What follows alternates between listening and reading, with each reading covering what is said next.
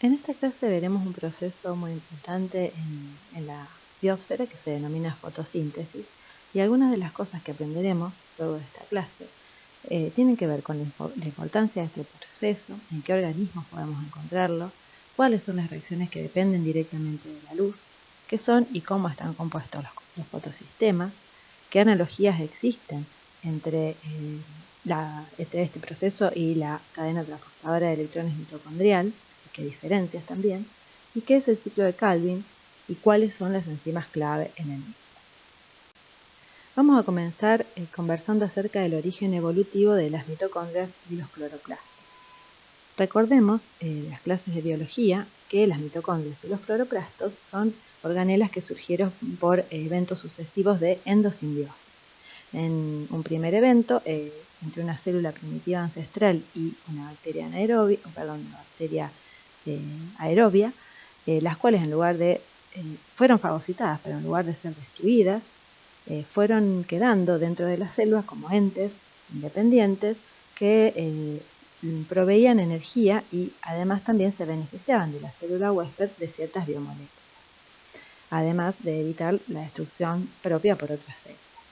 Más adelante ocurrió un segundo evento endosimbiótico, una población de estas células con mitocondrias, con lo que hoy llamamos mitocondrias, fagocitaron a una cianobacteria, que nuevamente, en lugar de ser destruida, quedó intacta, proveyendo a la célula hospedadora de la capacidad de utilizar la energía solar y de producir sus propios carbohidratos.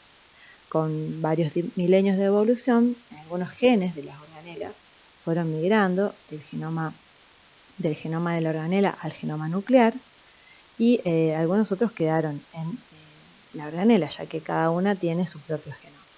Hay evidencias encontradas que corroboraron esto, que alguna vez fue una hipótesis y hoy ya es teoría. Por ejemplo, la naturaleza de los ribosomas cloroplásticos y mitocondriales, que son análogos a los encontrados en bacterias y diferentes a los eucarióticos.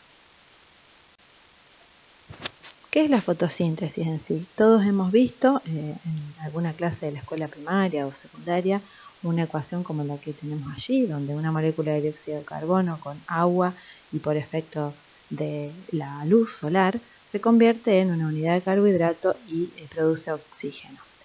Es una capacidad que tienen las plantas verdes, en principio, de reducir el dióxido de carbono atmosférico al nivel de un carbohidrato, utilizando entonces, como dijimos, agua y luz solar. Esta ecuación resume en realidad dos eventos que suceden en forma interdependiente. En primer lugar, la generación de ATP y poder reductor en una fase y la fijación del dióxido de carbono en otra fase. Vamos a desglosar entonces cada una de esas etapas. Pero antes veamos dónde puede ocurrir la fotosíntesis. Bueno, los organismos fotosintéticos, es decir, aquellos que pueden utilizar la energía solar y transformarla en energía química, reduciendo el dióxido de carbono a nivel de carbohidrato, son las plantas superiores, las algas y cianobacterias. Todas ellas realizan un tipo de fotosíntesis denominada oxigénica, porque el dador de electrones es agua y el producto es oxígeno molecular. Pero también existen las bacterias fotosintéticas que realizan un tipo de fotosíntesis anoxigénica, que son las bacterias verdes y púrpuras del azufre, por ejemplo. Estas tienen al sulfuro de hidrógeno como dador de electrones y producen como producto azufre inorgánico. Las cianobacterias son los organismos más antiguos con esta capacidad y fueron los responsables del aumento progresivo en la concentración de oxígeno en la atmósfera terrestre, con la consiguiente evolución posterior de los organismos aeróbicos, como ustedes también habrán visto en las clases de biología. Describamos entonces los cloroplastos, es decir, las organelas donde ocurre la fotosíntesis en los eucariotas superiores fotosintéticos.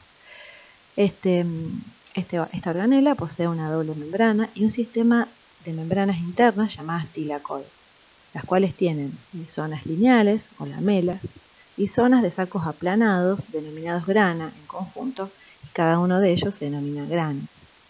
En estas membranas se encuentran los sistemas que absorben luz y que realizan las reacciones fotoquímicas. El espacio que encierran se denomina luz o lumen tilacoidal, mientras que la fase acuosa, encerrada por la membrana interna y que rodea las tilacoides, se denomina estroma. En ese espacio es donde se encuentran las enzimas que catalizan la fase sintética de la fotosíntesis. Para hacer una primera referencia a algo ya conocido que son las mitocondrias, aclaremos entonces que los cloroplastos son las organelas donde se produce el proceso fotosintético en eucariotes, que tiene a su cargo la creación de moléculas orgánicas y oxígeno a partir de moléculas tan simples como dióxido de carbono y agua, mientras que las mitocondrias son organelas que utilizan el oxígeno molecular como aceptor final de electrones y por eso se denomina este proceso respiración celular. Como vimos, en este proceso se utilizan electrones de sustancias reducidas, las cuales se oxidan completamente a dióxido de carbono y agua y generan un gradiente protomotriz que impulsa la síntesis de ATP para ser utilizado en otros procesos celulares. Veamos ahora cómo sucede algo parecido en este gradiente y otros procesos más en los cloroplastos. Antes de pasar a la descripción detallada de los componentes del aparato fotosintético, recordemos que el espectro electromagnético está compuesto por diversos tipos de radiación que poseen distinta energía y longitud de onda. De esta manera, entre los 400 y 700 nanómetros encontramos el rango de la luz visible, que nos posibilita ver los colores que las sustancias no absorben. En el gráfico inferior está esquematizado el espectro de absorción de varios pigmentos que encontramos en diversos organismos fotosintéticos, las plantas superiores, algas y bacterias. Es notorio que la evolución ha favorecido el desarrollo de moléculas diversas que tienen picos de absorción en prácticamente todo el rango de la luz visible incidente. De esta manera, junto con la clorofila, que es el principal pigmento, que tiene dos picos de absorción, veamos el trazo violeta y el verde aquí en esta representación, hay otros pigmentos también llamados pigmentos accesorios que hacen un efectivo aprovechamiento de la radiación, absorbiendo energía en otras zonas de este espectro visible. Aquí tenemos entonces el detalle de dos pigmentos importantes. El de la figura superior es el de la clorofila, y justamente las plantas son verdes debido a que contienen clorofila y que ésta absorbe luz en la zona roja y azul del espectro, reflejando principalmente la luz verde. La clorofila nos recuerda, si ustedes la observan un poquito en detalle, al grupo hemo, solo que también posee un sistema planar de anillos, pero en lugar de hierro posee magnesio como ion central, coordinado con los nitrógenos de los anillos. También posee una cadena de fitol asociada al anillo 4 y un quinto anillo que no se encuentra en el grupo M. Esa cadena de fitol es la que le va a permitir el anclaje en la membrana tilacoidal, porque es liposoluble. En gris se muestran las variantes de los distintos sustituyentes en la clorofila B y en otros pigmentos. Este sistema de anillos heterocíclicos con polienos, alternando dobles y simples enlaces, tiene una capacidad muy alta de absorción de luz en el espectro visible y un alto coeficiente de absortividad molar de la clorofila, que la tornan idónea para su rol. Por otra parte, los betacarotenos, como lo que vemos en la figura inferior, o luteínas, también ricos en isoprenos, también tienen una capacidad absorbente en otras zonas del espectro y esto les da su típica coloración rojo, anaranjado o púrpura, dependiendo del tipo de caroteno. Estos son los llamados pigmentos accesorios que, como mencionamos antes, complementan la capacidad absorbente de la clorofila en otras zonas del espectro y hacen muy eficiente la absorción de la radiación total incidente. El desarrollo de esta capacidad de absorber en zonas donde otros organismos no los hacen facilitan la conquista de nichos ecológicos diferentes por parte de las cianobacterias, por ejemplo, que tienen ficobilina, las cuales absorben luz en la zona de 500 a 600 nanómetros. Bueno, ahora bien, es importante destacar que las clorofilas y los pigmentos accesorios no se encuentran sueltos en las membranas tilacoides, sino que están organizados en los llamados complejos antena, por una parte, y junto a también proteínas estructurales, las cuales facilitan la colocación de la orientación adecuada de sus anillos para recibir la luz de forma más eficiente. Esta estrategia hace que al excitarse un electrón en una molécula de clorofila y luego volver a su estado basal de energía, pueda transferir ese excitón a una molécula vecina y esta otra, así sucesivamente hasta llegar a lo que se llama un par especial de clorofilas del centro de reacción, que ya veremos, y que aquí están esquematizadas en verde oscuro en el esquema de la derecha y también en la figura. Si las moléculas estuvieran aisladas en las membranas tilacoides, al relajarse este electrón, la mayor parte de la energía del excitón se liberaría por fluorescencia y se perdería la capacidad entonces de poder dirigirla hacia la clorofila del centro de reacción y de hacer mucho más eficiente el proceso fotosintético. Bueno, veamos ahora otro componente importante de las reacciones lumínicas que se denomina fotosistema. El estudio de los fotosistemas de bacterias púrpuras y verdes del azufre ayudó a dilucidar la estructura de los fotosistemas que se encuentran en las plantas superiores. Aquí, por ejemplo, vemos el fotosistema 2, que tiene analogías al encontrado en bacterias púrpuras. Un fotosistema es un dímero de proteínas transmembrana y que además tienen determinados cofactores y pigmentos asociados, como también complejos antena. Aquí se los denomina LHC por sus siglas en inglés, que significan complejos colectores de luz, y que están ubicados en la membrana tilacoidal. Si bien los dímeros son idénticos, en este caso en el fotosistema 2, por alguna razón que se desconoce, los electrones solo fluyen a través de una subunidad, de la D1, como ven allí la flecha.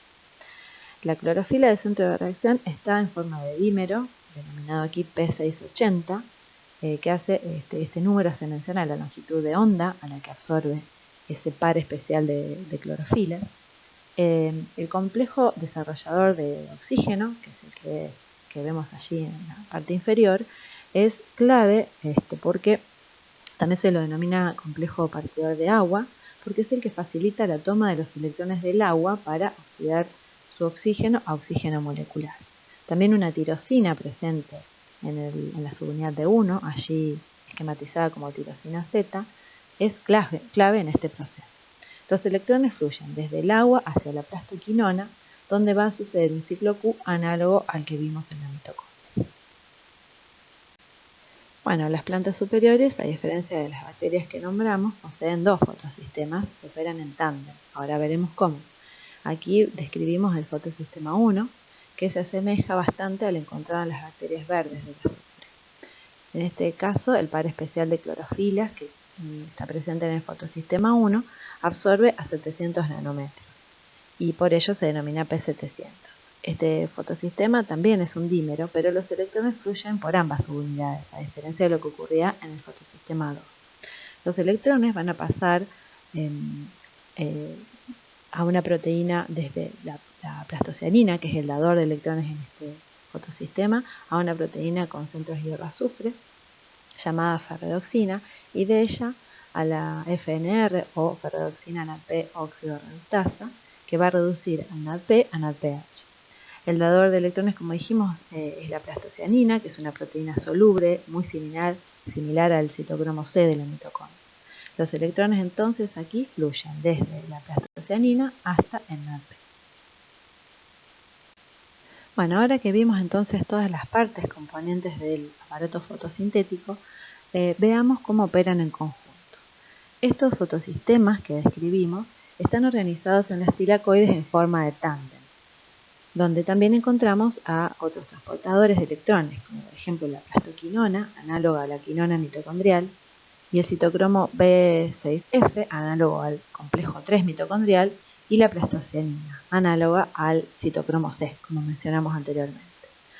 Cuando un fotón incide en el par especial de clorofilas del fotosistema 2, luego de la captación y transferencia del excitón por parte de los complejos antena, o LHC, se produce una separación de cargas en este par que promueve dos electrones a un estado de energía superior, dejando entonces un hueco electrónico en el P680, que se vuelve así un oxidante fuerte.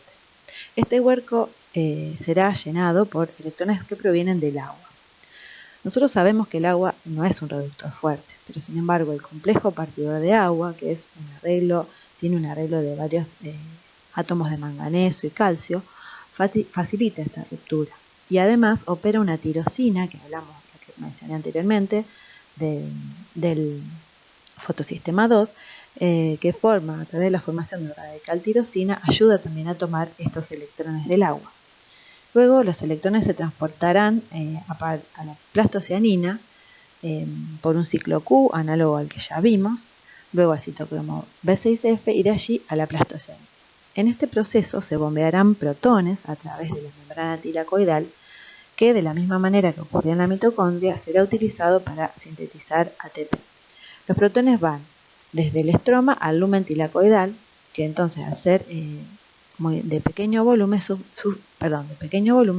sufre una gran disminución en el pH, pasa de 8 a 5 por ejemplo, y genera una fuerza protomotriz importante.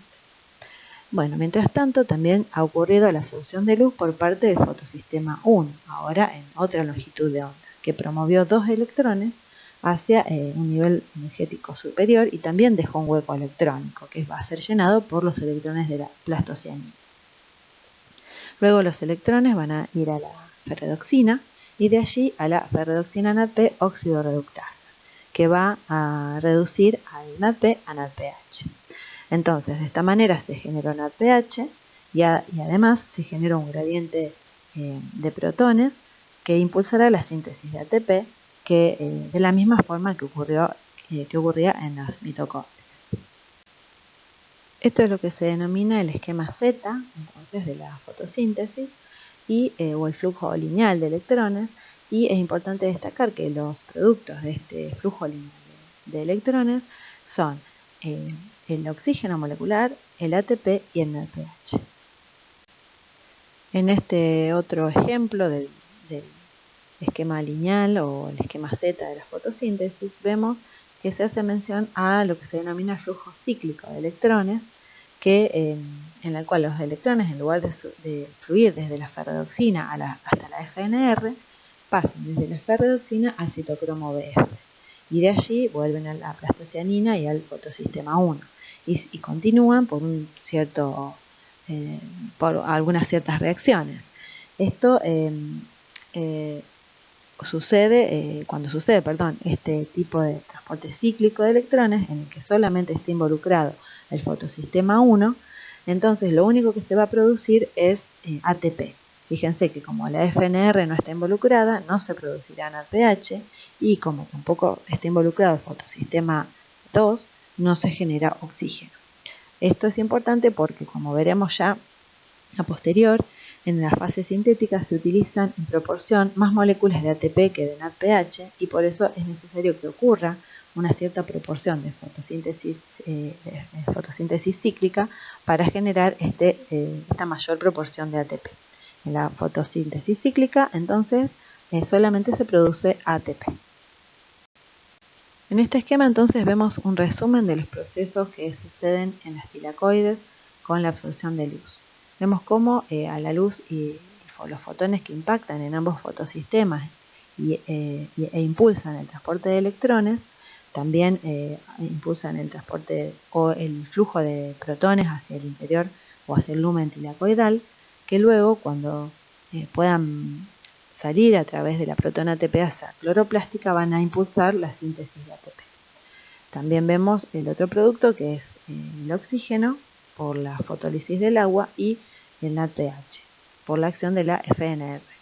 Aquí tenemos también la fórmula del NADP, que difiere de la del NADH por un grupo fosfato en el carbono 2 de la ribosa. La ecuación neta para la transformación de 2 moléculas de agua y 2 NADP en una molécula de oxígeno molecular y 2 NADPH hace referencia a la absorción de 8 fotones, porque en efecto, fíjense que esta ecuación involucra el intercambio de 4 electrones. 4 electrones significan la absorción de 4 fotones por cada fotosistema. De allí es que deben absorberse 8 fotones en total. Después de esta descripción del proceso global en cloroplastos, podemos pensar que ya vimos esta película, o podemos pensar que ya vimos un proceso muy parecido en la mitocondria. Bueno, en realidad veremos que hay cosas que se parecen y otras que no, y otras que se diferencian entre el transporte electrónico en mitocondrias sin cloroplastos. Los tipos de transportadores y de transferencias de electrones son básicamente iguales, análogos. En las mitocondrias vimos que el sustrato dona sus electrones a los transportadores de la membrana mitocondrial interna, y en el cloroplasto es la luz quien convierte al agua en un buen dador de electrones. En las mitocondrias los protones son bombeados hacia afuera, hacia el espacio intermembrana, mientras que en el cloroplasto los protones se bombean hacia el lumen tiracoidal, o sea, hacia el interior.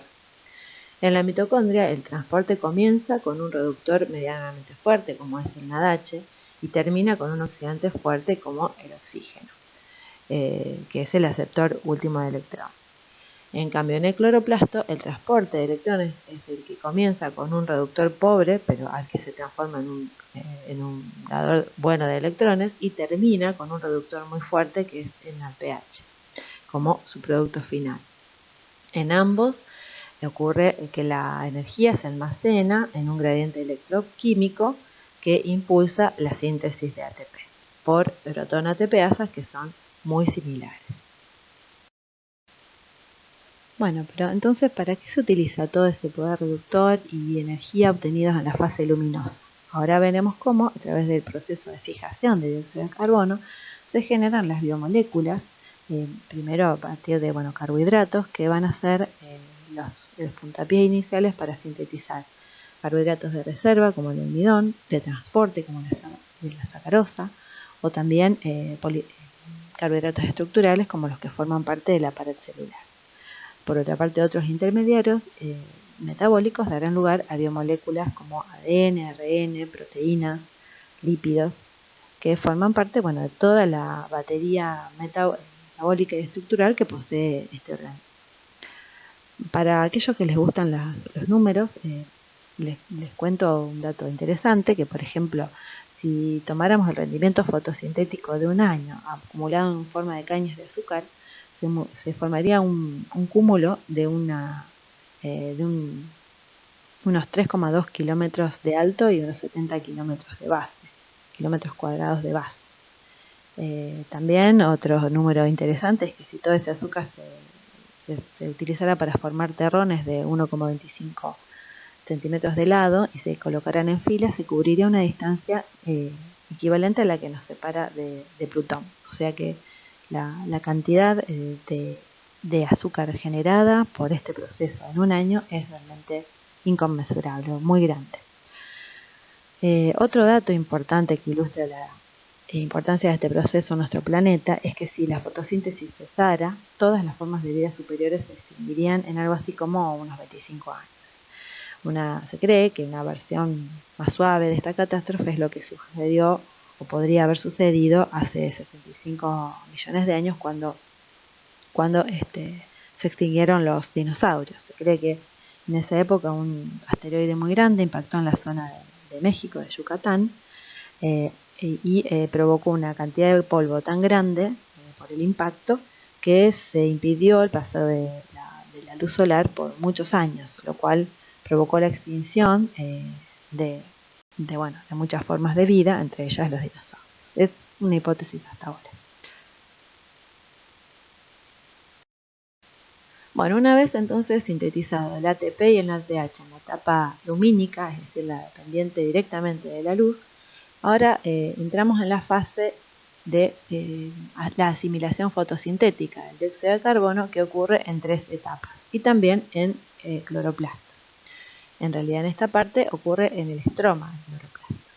Esta fase ocurre en 3 etapas. La primera, que es la de la fijación del carbono propiamente dicha, donde el dióxido de carbono se añade a una molécula de riboloso 1,5-bisfosfato, creando una molécula de 6 carbonos inestable que se escindirá en 2 de 3 carbonos en la segunda etapa, que es la de síntesis del 3-fosfoglicerato. Y durante esta etapa se utilizará el ATP y el NADPH, generados en la etapa anterior. Por último, está la fase o la etapa de regeneración del aceptor primario de carbono, que es la ribolosa 1,5-bisfosfato, que es regenerada por una serie de reordenamientos moleculares que ocurren en el estroma del cloroplasto. Una fracción de las triosas fosfatos se va a exportar al citosol y va a servir de sustrato para generar otros carbohidratos como almidón y sacarosa. Veamos en detalle entonces cada una de las etapas mencionadas. La primera etapa, la de fijación del dióxido de carbono, es llevada a cabo por una enzima clave que se denomina rubisco, por las siglas que significan riguroso 1,5-bifosfato carboxilasa oxigenasa. Es una enzima realmente sorprendente, van a leer en varios libros que es la enzima más abundante de la biosfera y que la proteína más abundante de la biosfera y que es una enzima que posee 8 subunidades, 4 pequeñas codificadas en el genoma nuclear y 4 mayores o más grandes codificadas en el genoma del cloroplasto. Aquí vemos un ejemplo de cómo a lo largo de la evolución algunos genes han ido migrando desde el endosimbionte inicial hacia el genoma nuclear de la célula.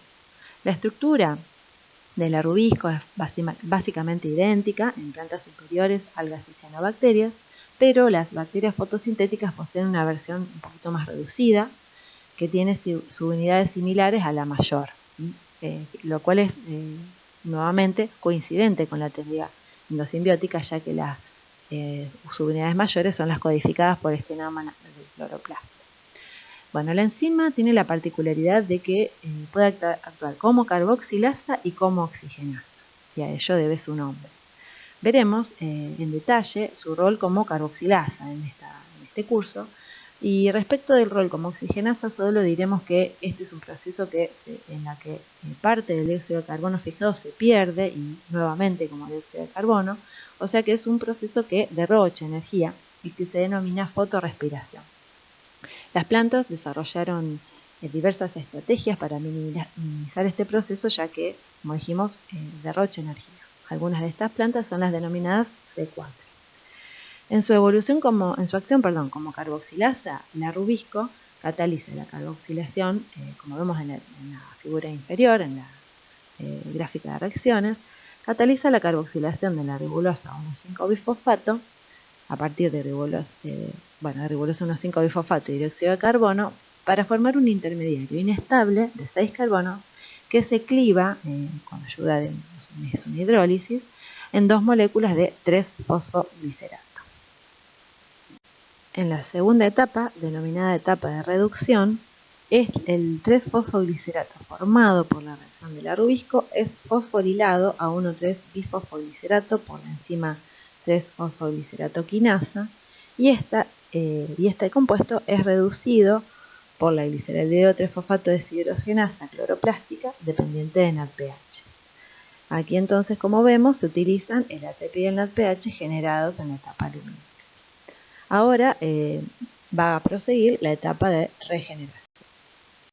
Bueno, en esta etapa lo que ocurre es una serie de reordenamientos análogos a los que vimos en la vía de las pentosas fosfatos, que lo que van a hacer es dar la posibilidad de regenerar el aceptor primario de electrones, que es la ribulosa 1,5-bifosfato. En esta etapa también se ven implicadas isoenzimas de la transcetolasa y la transaldolasa, como las que vimos en la vía de las pentosas fosfatos, y son isoenzimas cloroplásticas. Vemos que en esta etapa 2 triosas fosfato, o sea, moléculas que se formaron en la segunda etapa, en la etapa de reducción, reaccionan por la aldolasa para formar una molécula de fructosa bifosfato, la cual es desfosforilada por una bifosfatasa y reacciona con otra triosa fosfato por la transcetolasa, esta vez dando una tetrosa fosfato y una pentosa fosfato. En esta etapa, la eritrosa fosfato, la tetrosa, reacciona con otra triosa fosfato por la aldolasa, condensándose para dar una molécula de 7 carbonos, que es la cedoptulosa bifosfato. Esta también se desfosforila por una bifosfatasa específica y la cedoptulosa 7-fosfato reacciona con otra molécula de triosa fosfato para dar 2 pentosas fosfato. ¿Sí? En este caso va a ser por la transcetolasa. Entonces vemos que todas las pentosas fosfatos formadas son transformadas luego a ribulosa 5-fosfato, la cual es fosforilada por la ribulosa 5-fosfato quinasa, de esta manera reciclando el aceptor primario de carbono. También vemos en los recuadros un resumen de las reorganizaciones que en definitiva facilitan la conversión de 5-triosa-fosfato en 3-pentosa-fosfato. Bueno, es interesante destacar aquí que en la etapa de regeneración intervienen isoenzimas de la ribosa 5-fosfato isomerasa y de la ribulosa 5-fosfato epimerasa, que ya habíamos visto también en la vía de las pentosas-fosfato. Estas serían isoenzimas cloroplásticas. Ahora bien, la ribulosa 5-fosfato quinasa es una enzima específica del cloroplasto, ¿sí? Que tiene a su cargo la regeneración de la ribulosa 1,5-bisfosfato. Lo mismo es aplicable a la rubisco, que es solo cloroplástica. También tenemos a la acetoptulosa la bifosfatasa, que es también cloroplástica, es decir, hay algunas isoenzimas que se comparten con otras vías y hay algunas, como estas que mencioné, que son específicas del ciclo de Calvin, como la ribulosa 5-fosfato quinasa, la acetoptulosa bifosfatasa, la rubisco. Es para que, tengamos en cuenta esto. Veremos ahora cómo se regula el ciclo de Calvin. En una época la fase sintética era mal denominada fase oscura, y esto llevaba a confusión, a pensar que esta fase podía ocurrir en ausencia de luz. Y ahora veremos por qué, si bien esta fase no requiere en forma directa de luz, sí sus enzimas están indirectamente reguladas por la misma. Esto, por ejemplo, opera uno de los sistemas que veremos aquí, que se denomina de ferredoxina-tioredoxina. Recordemos que la ferredoxina es reducida luego del transporte de electrones en el primer fotosistema, y esta ferredoxina reducida puede, por una parte, reducir a la FNR para dar NADPH, pero por otra también puede reducir a una enzima regulatoria que es la tioredoxina, que a través de la reducción de puentes disulfuros puede a su vez reducir puentes disulfuros de otras enzimas y así activarlas. Este proceso se revierte en oscuridad por oxidación. Además, otra cosa que sucede asociada a la cadena de transporte de electrones cloroplásticas es la salida del ion magnesio desde las tilacoides al estroma, hecho que produce una alcalinización de este compartimiento y que en definitiva señala una disponibilidad alta de NADPH y ATP. Así, varias enzimas evolucionaron para responder a estas señales que anuncian que es posible entonces proceder a la síntesis de carbohidratos. Bueno, entonces estos eventos que ocurren promueven, por ejemplo, la activación de la rubisco. En presencia de la luz, la rubisco se activa por el pH alcalino, por el ion magnesio, por la rubisco activasa y por la carbamilación de una lisina regulatoria. Esta carbamilación aparentemente no está catalizada por ninguna enzima, y la rubisco activasa es quien remueve la molécula de ribulosa 1,5-bisfosfato que está ocluyendo el sitio de carbamilación. Por eso cuando activa a la rubisco, lo que hace es desocupar este sitio para que pueda ser carbamilada y activada. En ausencia de luz, esta enzima es inhibida por 2-carboxi-arabinitol-1-fosfato. La fructosa bifosfatasa y la fructosa 1,6-bisfosfatasa y la acetoptulosa 1,7-bisfosfatasa son activadas por pH 8, magnesio y también por NADPH. También estas enzimas son activadas por la reducción de puentes disulfuros regulatorios a través del sistema de ferredoxina-tioredoxina. Este sistema también activa mediante este método a la rubisco activasa, a la ribulosa 5-fosfato quinasa y a la gliceraldehído 3-fosfato deshidrogenasa.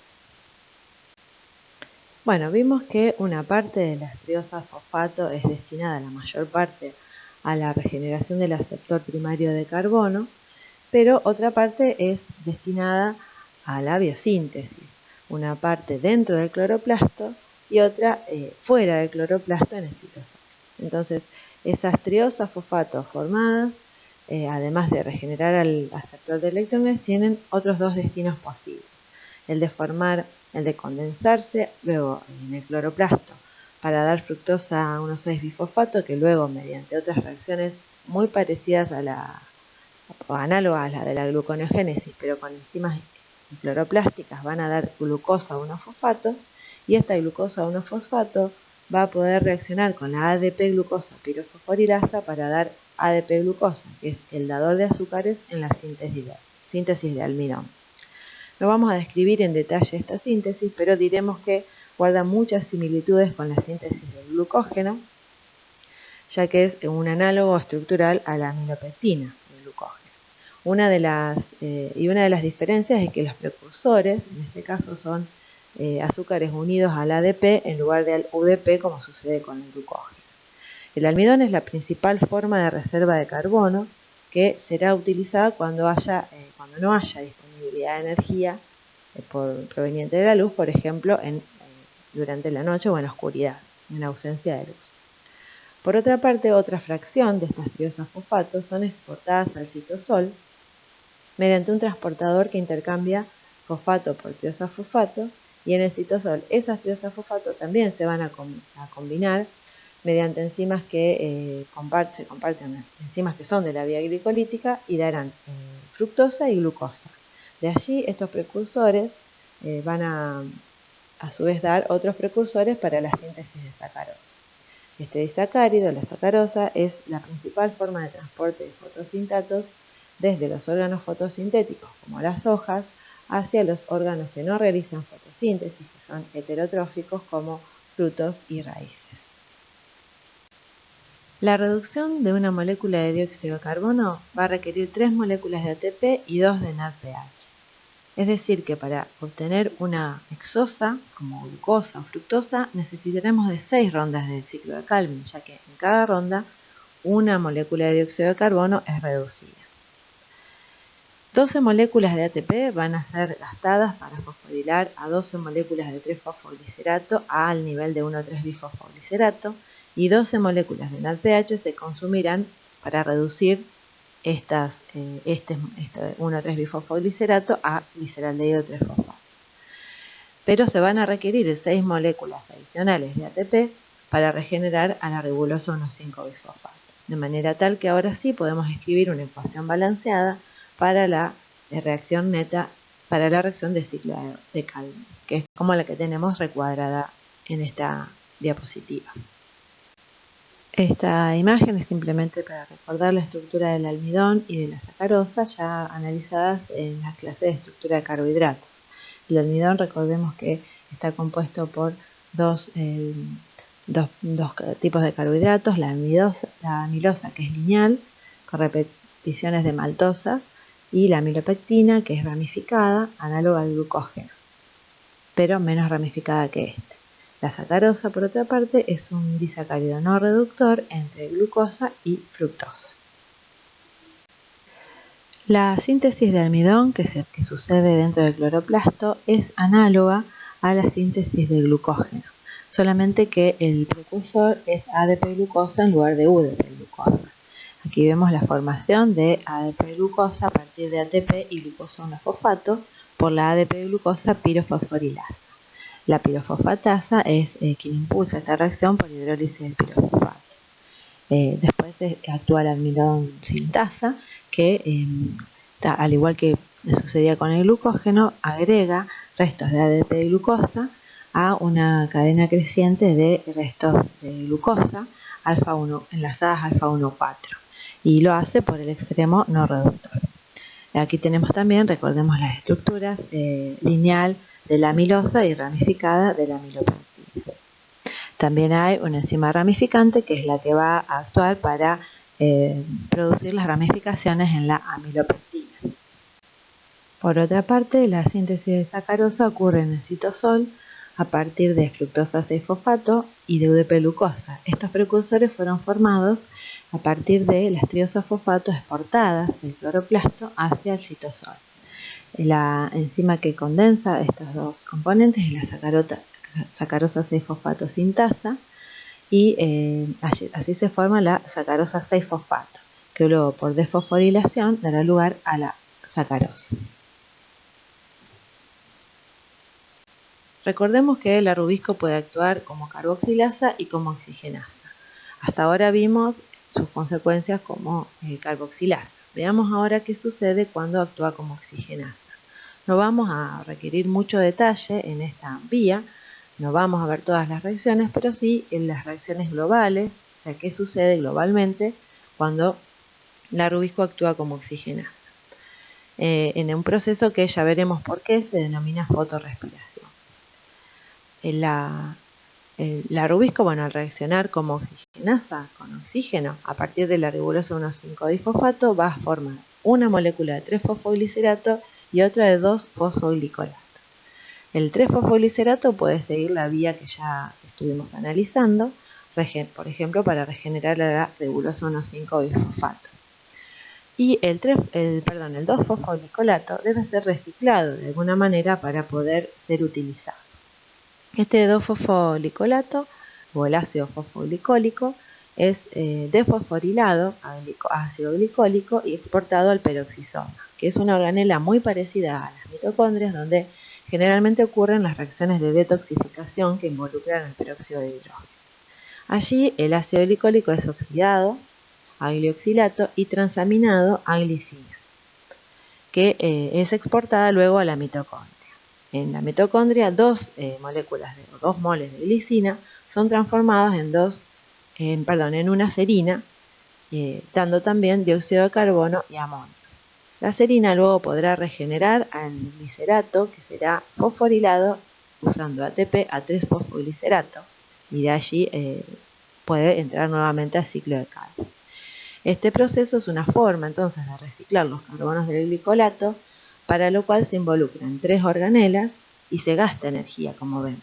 Además, en el proceso global se consumen 2 moles de oxígeno y se produce 1 mol de dióxido de carbono. Por ello se denomina fotorrespiración. De todos modos, por ahí tal vez no sea un término muy adecuado, ya que en este proceso no se obtiene energía como sí ocurre en el proceso respiratorio.